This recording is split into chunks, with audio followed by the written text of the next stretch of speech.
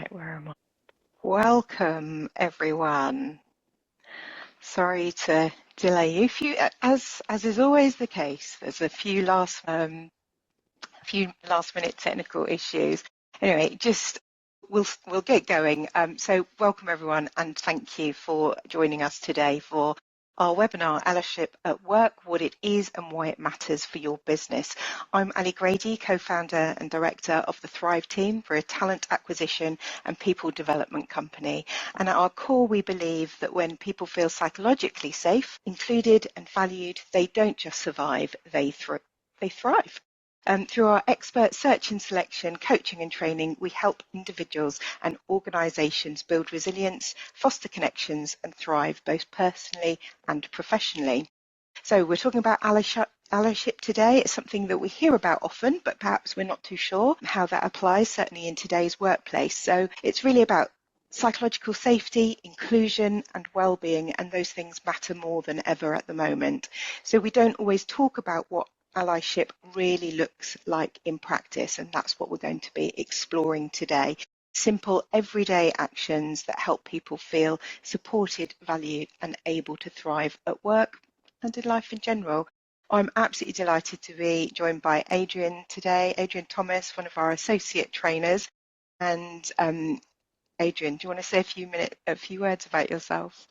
Yeah, hi everybody, and thank you for all joining us today. So, trainer, I kind of specialise in mental health, allyship, neurodiversity training, as well as just generally looking at areas that support people's well-being. I'm really pleased to be working through this session with you today, and I'll do a bit of a deeper introduction in a few moments' time. Thanks, Adrian. So we hope you'll get involved in the session in whatever way feels most comfortable to you. Cameras off, cameras on, it's up to you. And what I would say is if you're not speaking, if you could have your mics off. Please feel free to ask questions as they come up. I'm going to be keeping an eye on the chat. If you want to use the reactions button to let us know that you want to get involved, I'll be keeping an eye on that as well. Or you can drop your questions or comments into the chat. You've probably seen that the webinar is being recorded. A copy of the recording will be sent out to you after the session as well. It'll come out maybe in the next couple of days or so. We have had some questions in advance. We're going to do our best to answer those as we go through, or we might get to them at the end if they don't sort of come through naturally. But please do drop any more into the chat or raise your hand if you want to get involved. I'm going to hand over to Adrian now to talk us through the session. Thanks, Adrian. Lovely, thanks. And yeah, as I say, really great to be here. So just in terms of why we're here, what we're going to be looking at. So as I mentioned a moment ago, my name's Adrian Thomas, and I specialise in mental health first aiding, learning courses, neurodiversity, stress awareness, allyship and coaching. And my kind of passion for all things workplace wellbeing comes from lived experience. I do live with 3 formal diagnoses around mental illness, and I'm also proudly neurodivergent. So today, we're going to look at trying to just give a really lovely overview around allyship, keeping it practical, what allyship is at work, why it matters to your business, not just your values, and a few simple things that we can try straight away. So it is part of the free webinar series on all things wellbeing and encouraging mentally healthy, psychologically safe workplaces, as Ali said. And we'd really encourage you to sign up for any of the future ones. So we are workplace focused here. We'll talk about patterns that you might recognize in things like meetings, decisions, everyday interactions. So just want to kind of emphasize that we'll keep it patterns, not people. And there's no force sharing. You can just sit back, you can listen. And this isn't an investigation space. It's not a sales pitch. We will kind of mention towards the end of the session some deeper learning and how that exists at the end. But the goal today is just to give you some everyday value that you can use and take away. Now, when we think about allyship, it's a very broad term. Where does it belong in terms of well-being? Well, it kind of fits into many areas, really. When we think about allyship in terms of well-being, mental health, it's about day-to-day inclusion and people's experiences in the workplace. Now, those exclusion signs might be things like being interrupted, overlooked. It might be that they're joked about, excluded from decisions. When a person experiences this, it's going to affect things like stress. It's going to impact their confidence. and ultimately whether people feel safe to speak up when there's things that they want to raise. And allyship is one of the really practical ways that we help to build that psychological safety and that real sense of belonging. And ultimately, that is a foundation for overall well-being. Now, it's important that we kind of start off with a bit of a definition. You know, we might all understand slightly different things from this term allyship. And we're trying to give you a nice kind of, I guess, simple definition that we can all work with. So we talk about allyship as a practical partnership. So it's a partnership with those that we work with or those that we interact with. And it's about actions that are going to reduce exclusion and increase fairness. I think what's really important here is that it's not a badge, you know, it's not a personality type. You know, we'll often get these kind of almost roles that people create personas from, and it's not about that. It's actually what we do. So allyship is about being practical. It's about when we do take those real moments of exclusion and then we look to support somebody through those, or we look to change those in the future. When I talk about allyship, I'm not an ally, I practice allyship. So what is it? What isn't it? This is going to help us just delve a little bit deeper here. So when we think about it in a workplace context, allyship at work is about using our role, our voice, and making choices to make it safer and fairer for those people who may face barriers. In terms of what it looks like, it's noticing those patterns that others might have to carry. It's about intervening early, proportionately. It might be about sharing credit and access and just improving the norms and systems that we have in place to make sure that we are making it fairer for everybody. Importantly, it's not about saving people. It's not about speaking over somebody's lived experience or just about kind of performative statements that don't have any action behind them. Allyship is a set of behaviors that we have, not an identity badge. So it's about observable behaviors, things that people can see, what we can feel. And it's also a really important to say it's a shared responsibility. It's not just, you know, our HR role or our DEI job. It's about everybody's shared responsibility to include everybody.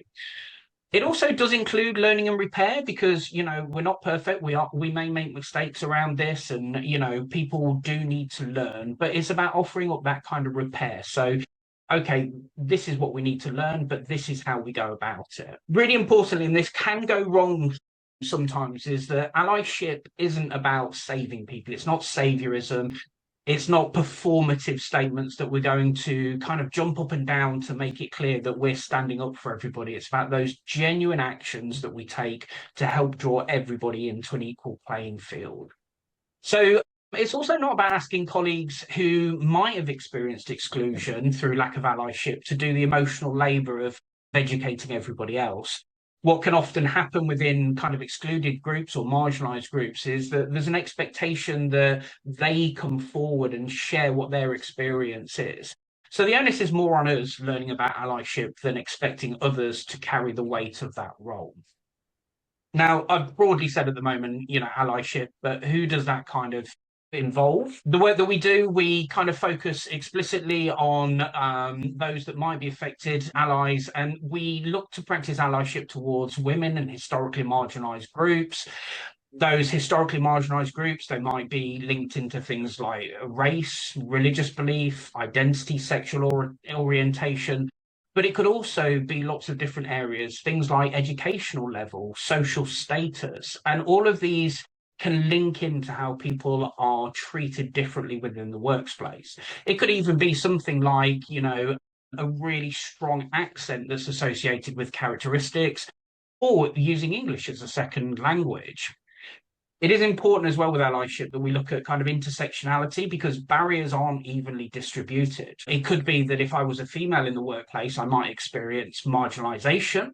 But if I was a black female, I may experience additional marginalization that my white female colleagues might not. Add in that I never went past school level education and maybe I was born and grew up in the UK and I have a strong Liverpool accent. How might I then be treated differently in something like an interview for a role, say in a central London insurance firm that has a predominantly demographic of university educated people? what that's going to mean is that there's potentially exclusions or judgments that, through better knowledge around allyship, we might be able to break those barriers down. Remember, though, that it's about patterns. And so, what we always do is keep it about behaviors. And we don't focus on individuals when we do work around allyship. What we focus on is patterns that we might see. This might be that we see ideas are ignored or they're taken up by others that don't have the same barrier placed in front of them. It could be interruptions in meetings. It could be that tone is policed or banter lands badly. It could be, and this is a really common one, is that people are left out of key threads of updates or email chains because they're not seen in the same way that others might be. It might be that we're given kind of unequal stretch opportunities, unequal visibility in terms of how we might progress within inside an organization. And we also might experience higher scrutiny. You know, if I'm that college school only educated and I'm sitting there with my colleague that's been through university, it might be that I face more scrutiny on my ideas than my university educated person because of inherent beliefs that we might have around intelligence capability. So what we're really looking to focus on here is how we break those, how we recognize that some people will experience exclusions and what we might do in our patterns and our systems to be able to manage that. And so an important kind of line on the bottom of the slide there is that we don't have to be certain about intent to respond to the impact.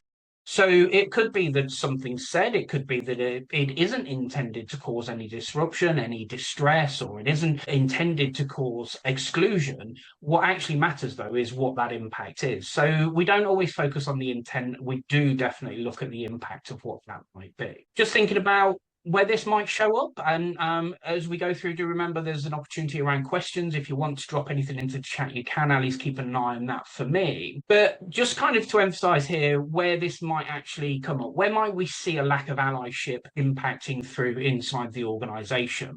You know, what does it look like on a day-to-day basis? Really common areas that we'll focus on here. So airtime and interruptions. This is where people might find they're being talked over because they don't fit within that majority or through a bias that might be held by people that are running those meetings. Who gets credit? And I've seen this recently in a conversation I was involved in, somebody else being given credit for another person's ideas or input.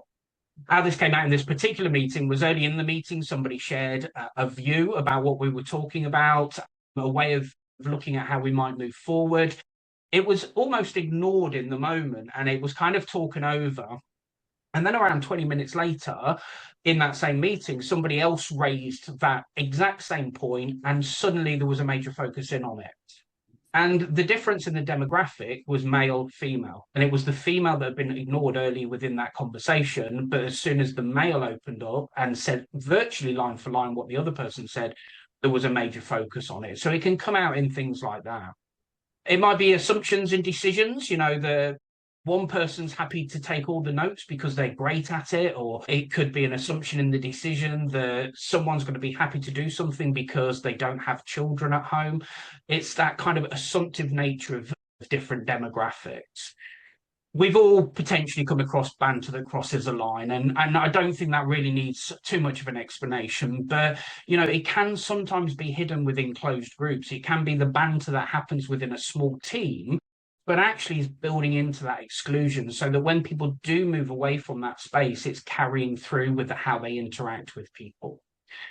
And accessibility is a really cool one where we see kind of exclusions that allyship can really work to help. And you know, it might be something like meetings that unintentionally exclude people because of timings, format, or how that information's shared. You know, if key meetings are always held early in the morning, you know, it's a 9 o'clock on a Tuesday morning that we always have our core catch-up meeting.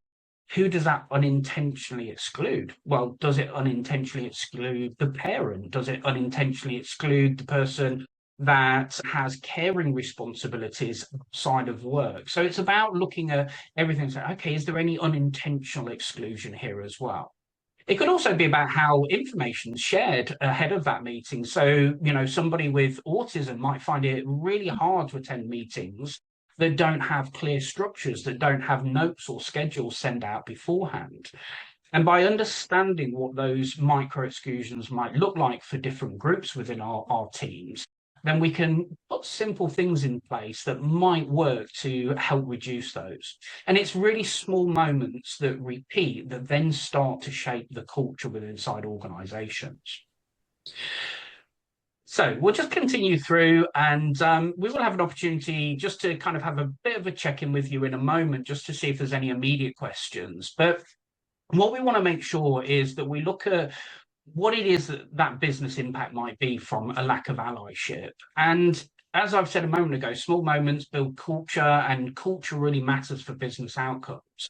When people feel included, they're more likely to stay with you, they're more likely to contribute to an organization, much more likely to speak up early before those small issues might become bigger issues. And so it reduces our risk around things like grievances, burnout, turnover, and really importantly, things like reputational damage as well. So, allyship isn't just a nice to have, it's just one of those practical levers that we can pull on that supports performance and retention.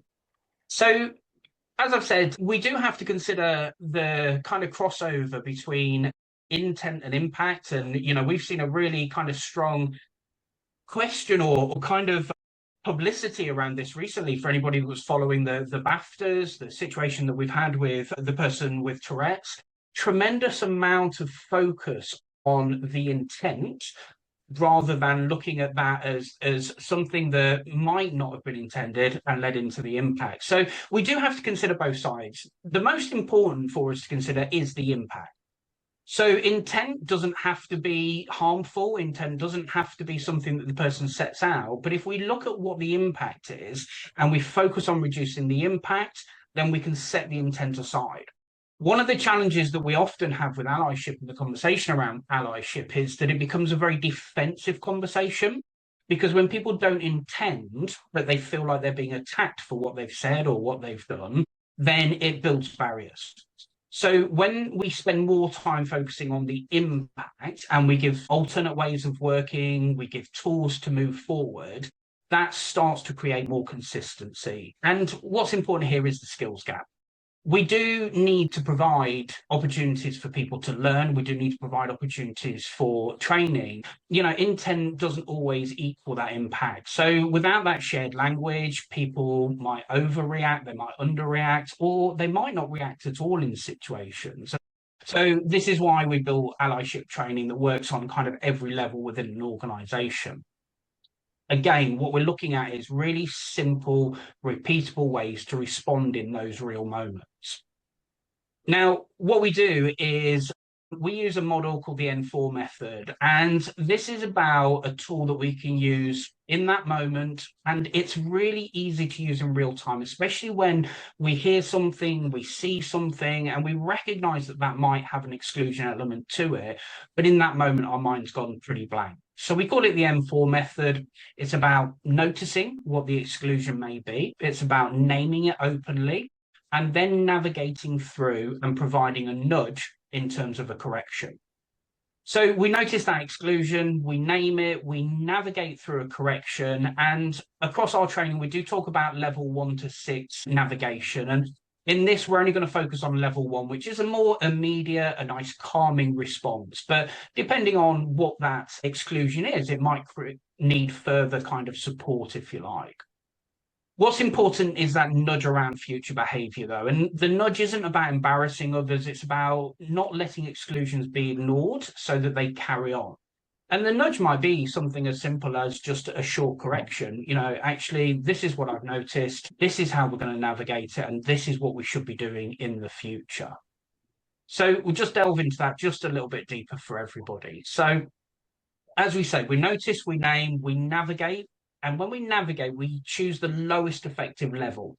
So what we want to do, we talk about level 1s to 6 here, and that might be a level from a short in the moment comment to a level 6 would typically be something like employing our policies and procedures to look at something maybe like disciplinary action. But that would be kind of our last choice. What we want to do is try to use that lowest effective option there and then to help move forward. So that when we notice that exclusion, that colleague that's being interrupted when they're trying to raise their views, or the colleague's contribution being attributed to someone else, we're not jumping straight into maximum escalation. We're choosing the smallest, safest action that improves that moment. Now, our level 1 responses, then that's what we're going to focus on in this session. It's an in the moment, it's light, usually going to be public because it's going to be a response to something that we've seen, we've heard. And that might be things like including someone. It might be redirecting a conversation, clarifying or resetting a norm. And often it's going to be enough to just shift the tone without creating a big drama, and it's going to move the situation to inclusion rather than exclusion. Now, I'm going to give you a couple of little helpful scripts that you can take away from the session as well, and we will share these with you afterwards. But also, as we know, the session is being recorded, so you can always come back a little bit as well. So scripts that we borrow, this is a level 1. I've noticed something, maybe my colleague's being excluded from a conversation. And this top one actually is the one that I used in that situation that I described earlier, just slightly worded differently. So these are nice, neutral, short, dignity preserving. And it's not about calling people out. It's kind of calling us all to a better standard. So maybe I kind of hear someone talked over. Okay, I just want to pause. Let's go back to where we were a moment ago. And I want to hear what Sam was saying and just make sure that Sam's finished what it was they were talking through. So we might use that just in those moments where someone's talked over. Or, again, when someone's being talked over, it might just be that we use a slightly different. Okay, look, I just want to take a pause, everybody. Let's make sure that we've got one voice at a time. And then what I'm going to do is come back to you, Fred, so that we can hear your perspective. Again, credit checks. Okay, a credit check here. I think this was mentioned earlier in the meeting. Who is it that's actually done the work on this particular project? Who is it that's done the work on this thing that we're looking at right now? So this is about making sure that we're keeping focused on those kind of everyday moments, particularly in things like meetings, where often the person that represents the highest demographic is the one that's going to get to be heard in that situation. So just small, neutral kind of things. Also, you have to remember we do use things like emails, chat a lot more. So there's a couple of kind of ones here that we might use. Sorry, Ali, I think were you going to jump in there? I was just going to say, I could see that perhaps a chair of the meeting would, naturally, hopefully, say those things. But just wondering if you can offer any advice to perhaps somebody that isn't the chair that might notice something going on and feel that they want to say something, and any way to navigate that? Yeah, I mean, I would really, yes, we would hope that this is kind of being led by that chair, but actually, in reality, that's not always the case that that's being picked up, because the chair will have a very definite view about how they're running that meeting, etc. It is, having that confidence. Obviously, if we do further training, we're here looking at a really light session. What we do is make sure people get comfortable with those scripts, that they're everyday language for people. And it is just saying, hold on a moment. I think this was mentioned 10 minutes ago and Sam was talking about it. Can we just hear from Sam as well about that? So it might just be in that kind of context. Yeah. What we don't want to do is create that argument over intent. So if in that meeting I do something slightly opposite and I say, hold on a moment, Fred's picking up that, but I'm sure that was Sam's idea and Fred's taking over, that creates that kind of negative aspect about it. So I'm not, I'm looking at the pattern, not the person. And that's the way to keep it nice and kind of neutral. And, it just keeps it away from being an argument perspective rather than a change of inclusion. So hopefully that adds in a little bit there. Thanks for that, Ali. That's a lovely question. Chat can be really tricky, whether it's an internal tool that we're using, something like Slack or something, kind of Teams messaging, something along those lines, because tone does get lost a little bit in terms of that. What we always want to do is kind of assume positive intent without ignoring impact. So, we can still set boundaries. we can assume that the person didn't intend it to cause an issue. So we won't do this here today, but exploring intent without ignoring impacts, we delve deeper into that in further training. For those that kind of, have been following the BAFTA controversy, we've seen a very divisive attack on both the person with Tourette's and those that have been hurt by those verbal tics. Allyship looks to recognise that both sides can be right. It's not one side that's the winner in that argument or the loser in that argument. We can accept that there was no intent of harm and still be compassionate to the person with the uncontrollable vocal tics.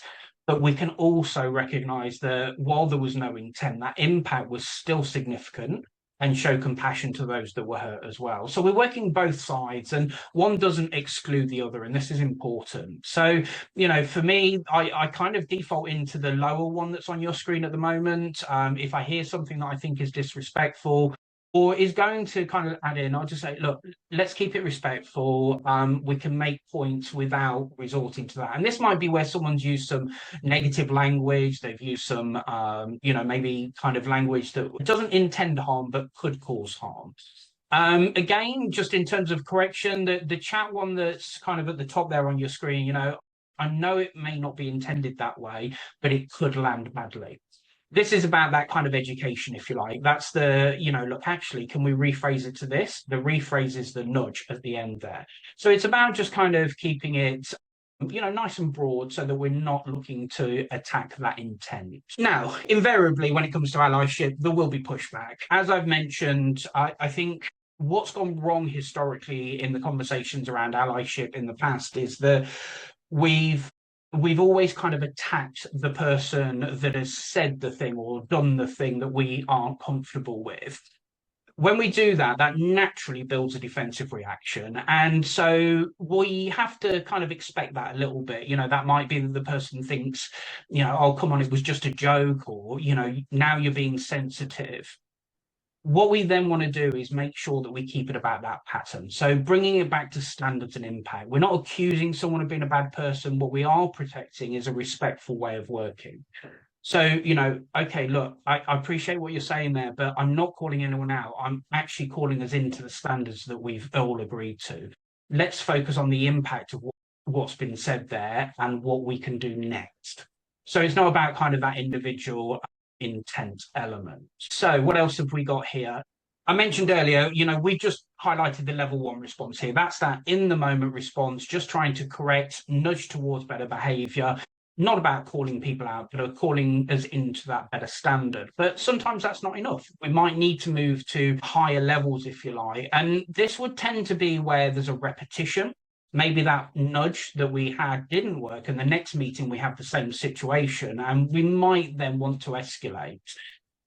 It might be where there's a power imbalance, where there's, somebody that's in a role that sits in a demographic that has a significant power imbalance for the person that is being excluded, or it's a policy breach. It could also be linked into things like safety risk. And that's when we start to move up the level into organizational routes. The key here is that we don't expect those that practice allyship to hold the whole thing. What we want them to do is make sure that they are sharing where they need to, that they're not carrying it alone, and they're not trying to fix serious issues informally. We're looking for kind of modular levels of response, if you like. And so, if there is a need to look at more senior responses, then that would be something that's looked at through organizational processes.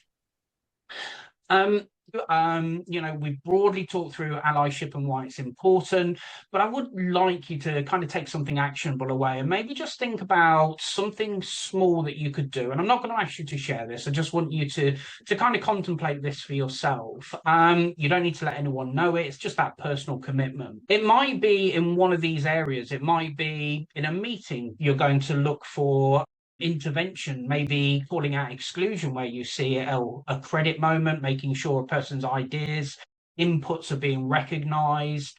It could be in a chat function where you're kind of calling out language or jokes that don't land well for others.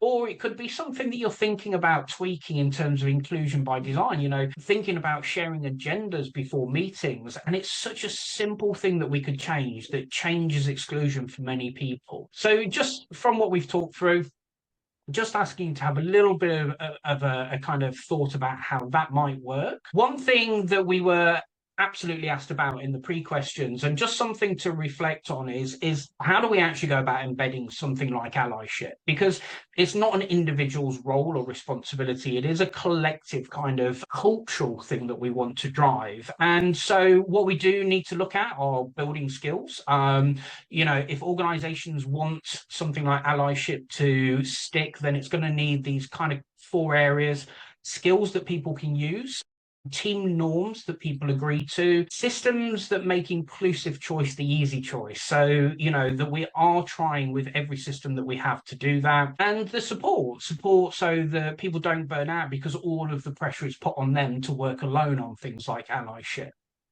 So our training is designed around a layered approach: awareness training for all, deeper awareness training for managers, embedding skills for senior leaders so that they can look at how their systems, their functions, their policies look at allyship, and also then coaching for champions. And so a whole kind of structured, layered approach is always going to be the way to embed in any organization, the same as anything that we might work on. What that then does is allow us to move from allyship is important to us to real cultural change.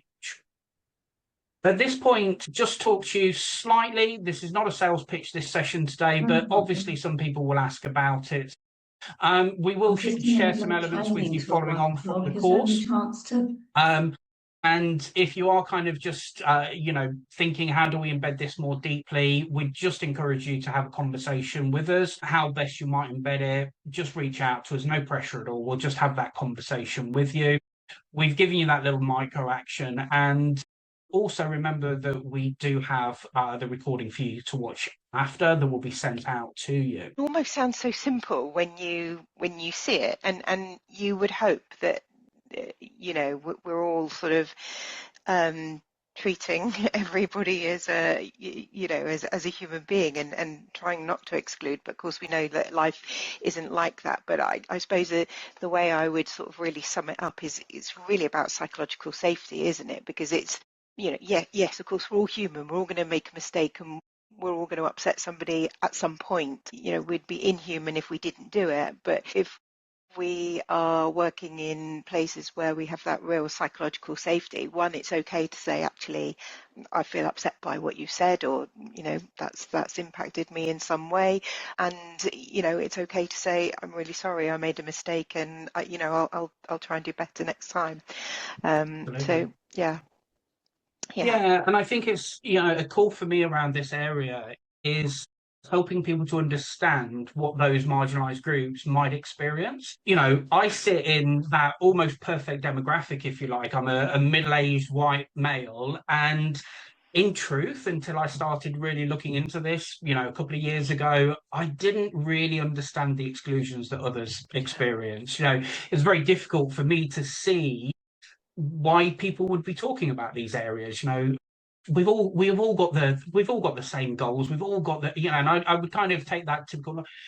And then just those really simple things that I started to notice, those exclusions in meetings, those characteristics of people when they were being talked over always seemed to be the same kind of demographic. And it is there. And I don't believe that people set out to do that. For me, it's about helping people recognize that those patterns are there. And then, what do we do about it? How do we change it? Let's have those open conversations around it. So, yeah, absolutely. But they are real, those exclusions. Yeah. And the more we can do to bring that knowledge to the surface and give people those core tools on how to handle that, the more we'll work on those culture changes.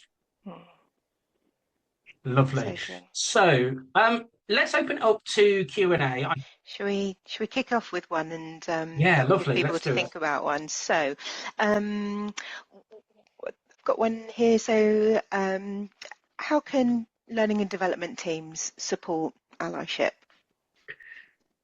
Gosh, that's a biggie, that one, isn't it? So I mean, what I would say is it's about layered approaching, bringing it into everybody's conversation. As I kind of mentioned, general awareness for everybody, schools and skills for managers, getting that top level sponsorship, if you like. So, bringing in the kind of embedding conversations people, that are sitting in that kind of senior level that really want to drive inclusion within the organization. But it's about that layered structure. It's about, really kind of working at different levels, bringing in everybody's conversation. And it is also having that kind of really open forum to let people bring to you as the HR function what their experience of exclusion is, if they're comfortable doing so.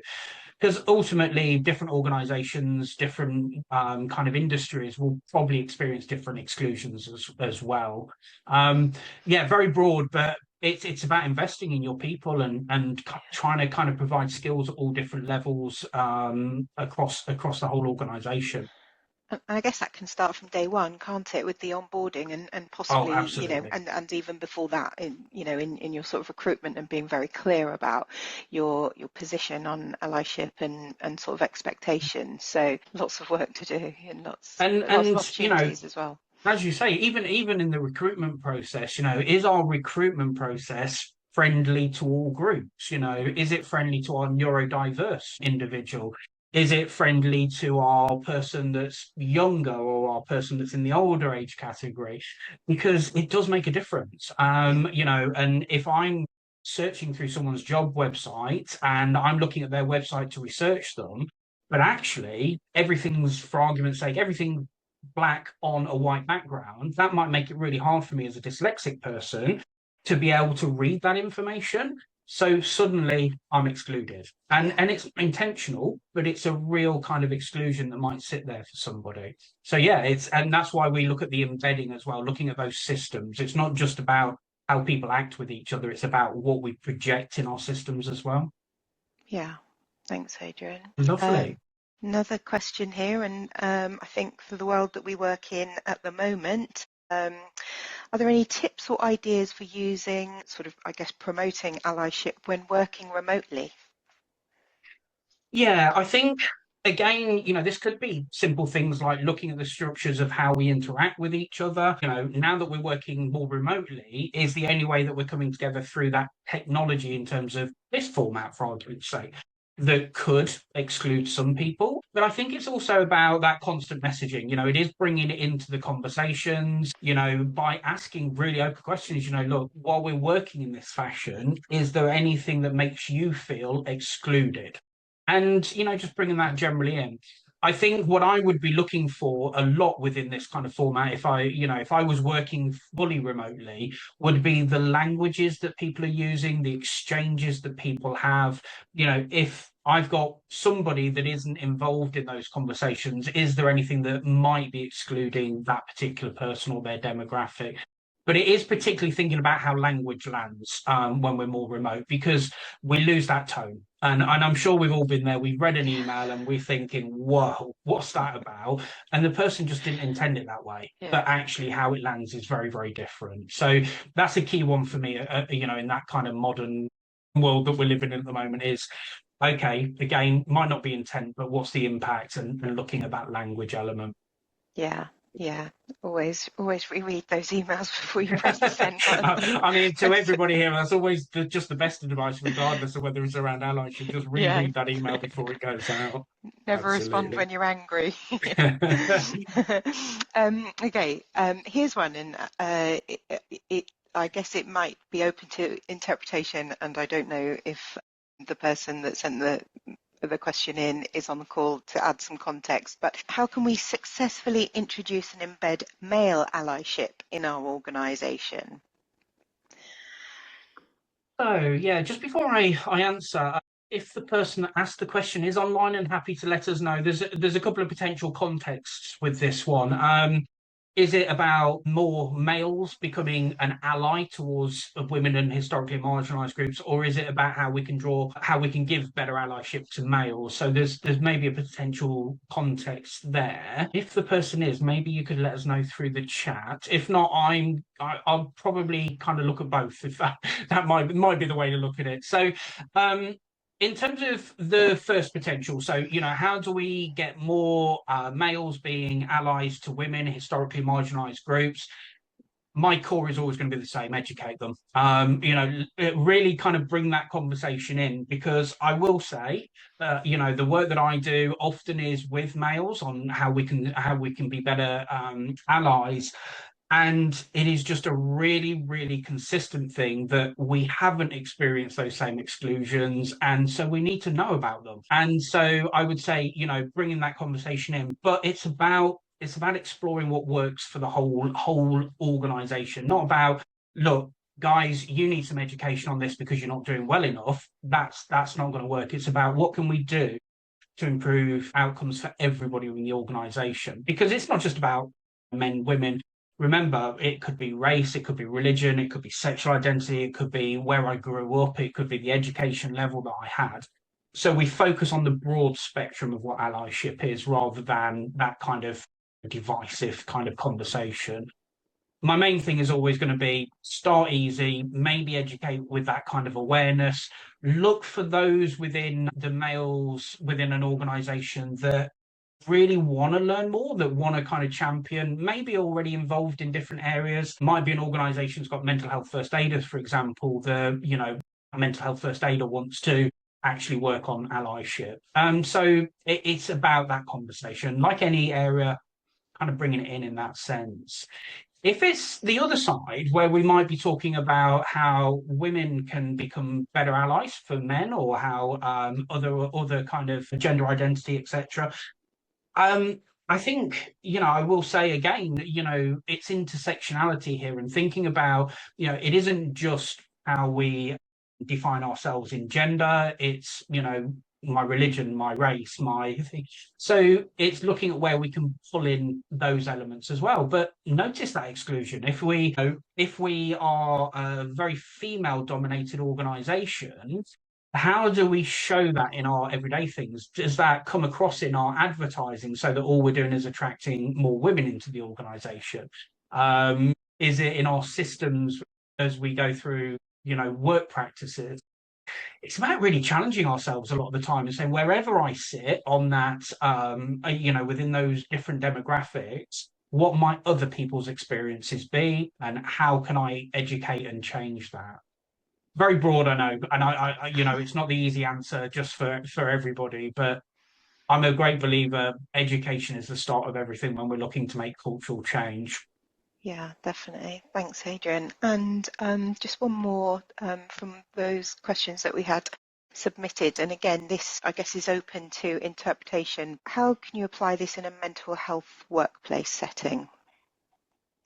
So, in terms of how I interpreted that kind of question, was that potentially the mental health setting is somewhere that supports people with mental health illnesses. It's a very difficult one, because in those circumstances we might be talking about some very complex needs that people have, some complex experiences that people are going through. Um, Again, that doesn't stop us from looking at those kind of core patterns that we might see, those core assumptions that we could be making about our colleagues, or about those that are the service users. Are we assuming that next patient is going to have X, Y, and Z characteristic? Are we assuming that our colleagues are going to have X, Y, and Z focus towards this? So it's really about challenging those patterns, and really looking at the patterns and saying, are we open to this having kind of assumptive basis, if you like? So are we just making assumptions about things? It is a very complex area. If it is on that nature, that it is kind of the mental health setting where somebody might be supported through treatment, etc., there's going to be a lot of elements there. But again, exclusion can come in, the assumptions that the practitioner is making about what that person's journey might be like. Somebody's experiencing something, very significant. That means that they're not going to be able to do X. Well, let's break that assumption, and let's say, okay, what could we do to try and help them get towards X? And it's not always easy. Yeah. Yeah. Again, I know that's a bit kind of general, but without that deeper context, it's fair. But patterns, look for those patterns that are often established through assumptions, and then look to challenge them. Yeah. Thanks, Adrian. No worries. So, any more questions from anyone? I think it's such a big topic, isn't it? And I think probably what I've realised today that, and you know, this is thinking from my own sort of experience being female in a workplace where often people in more senior roles were. So I'm sort of thinking back to through my career, actually things that happened which would definitely fall into the exclusion Yeah, category, I kind of just accepted because that was just the way of the world. And so I think, in today's workplace, in the world that we are living in today, and sort of hopefully creating a better place for the future, I think that's why the topic of allyship is becoming more sort of on the agenda and being talked about. And absolutely. you sort of shared some really, simple, I say simple, but they're not. I know they're not simple, but, sort of the wording that you suggested around sort of conversations or even sort of written interventions are, they are straightforward, they are simple, and I guess it's about having the confidence to use them, but before that becomes that awareness piece, doesn't it, that actually, yeah, Absolutely. actually there's been some micro exclusion here in some way. Yeah, So and maybe just dropping back to that comment, the question that we had about, how can HR support this, if you like? That's where that kind of multi-leveled approach is really important, because if we're giving everyone the same frame of reference or the same, language or common language, it becomes a lot easier to yeah, raise those things that we might have let go. So yeah, absolutely. yeah, thank you. Michelle, I think you were going to jump in and ask us a question or reflect. Yeah, I was more of a reflection, I suppose, and sort of just following on from what Ali's just said, as female and working in business sort of 30 years ago, which probably, there wasn't any of this talked about.